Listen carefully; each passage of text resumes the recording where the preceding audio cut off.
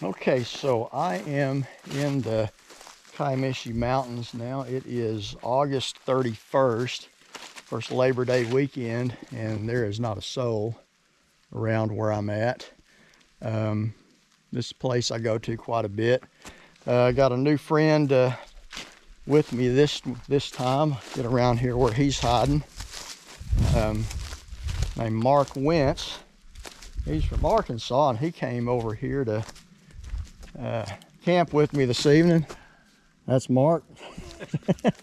So brought him back here, assured him I was not a cannibal hillbilly. So we are all good. Do what? Still to be seen. Yeah. But anyway, this is if you've watched many of my videos, I've been to this area many times in the past. I did not make it out here last summer, and this is the first time this summer.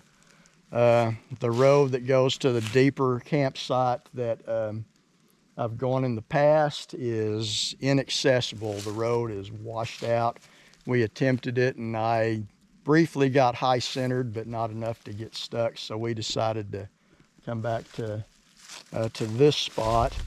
And I just weeds are really grown up. Nobody's been back here for a while, so I brought a weed sling and hacked that away. So anyway, take you down here and show you the creek. Like I say, I've camped at this location many times and never get tired of it. It's a very beautiful area. And usually this time of year, it is stinking hot, but it's been unseasonably cool for the last week or so, and it's about 80 degrees right now.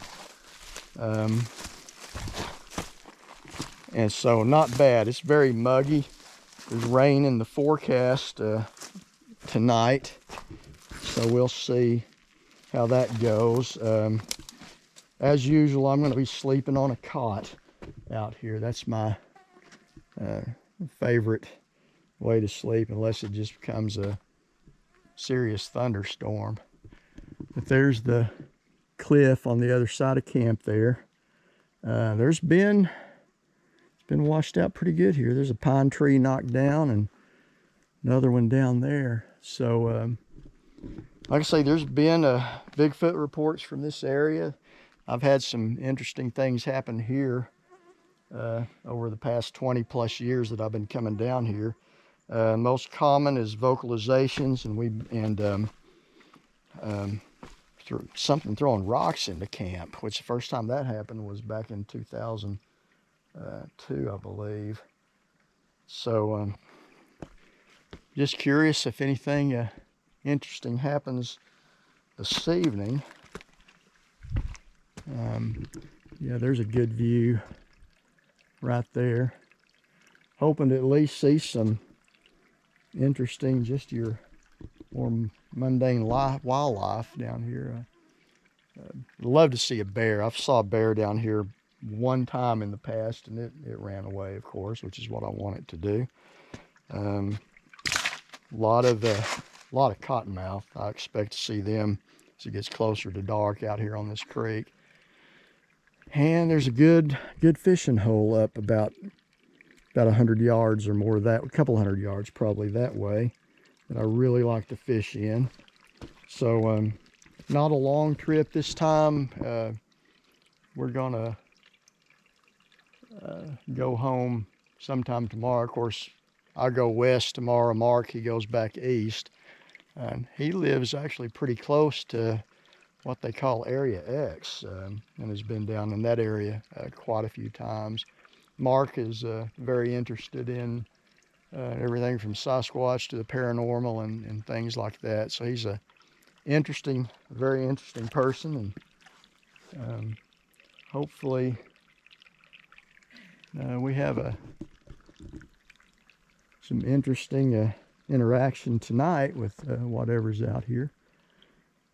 I've seen deer already on the way in. There's a lot of those. But anyway, just giving you guys a quick look around, and I'll be checking in from time to time as the night goes on. It's like, it's not quite 6 o'clock yet. It's starting to get dark earlier right now. So about 8 o'clock, it's pretty doggone dark out here in the woods by that time. And it'll cool off even more, which I'm looking forward to that. So things coming up next month, first weekend of October, I will be speaking at the they call it used to be the Honabi Bigfoot Conference. Now they call it Bigfoot on the 40, I think. But I'll be speaking there with a few people. Lyle Blackburn, my friend from down Texas, he'll be speaking there. Now it's funny, Lyle and I, we both write books about Bigfoot and such, and both of us play in a hard rock band. So that's going to be a lot of fun. And I think who else? Chester Moore is going to be one. Lance Hightower, I believe, is speaking, and I want to say we've got Troy Hudson down to speak, and Shane and Brian from Southern Bigfoot Alliance. I think they're emceeing the event and going to be speaking as well. So that's always a fun time. So I'm looking forward to that. So anyhow, that is a pretty steep cliff right there. I'm not going to climb up that. That's just a snake bite waiting to happen.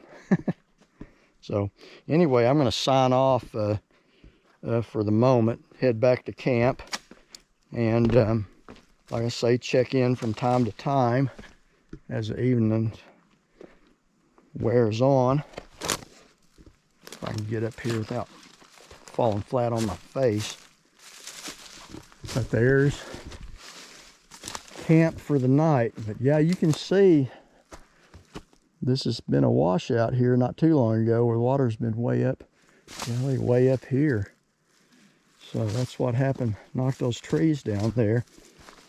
But yeah, I really wanted to go to that further campsite up there, about another probably 3/4 mile, but it was, oh man, those rocks and the road was just too washed out, and need an ATV to get up there now. Just did see a couple ATVs come through here a little bit ago, but other than that, it doesn't look like anybody's been back in here for a while.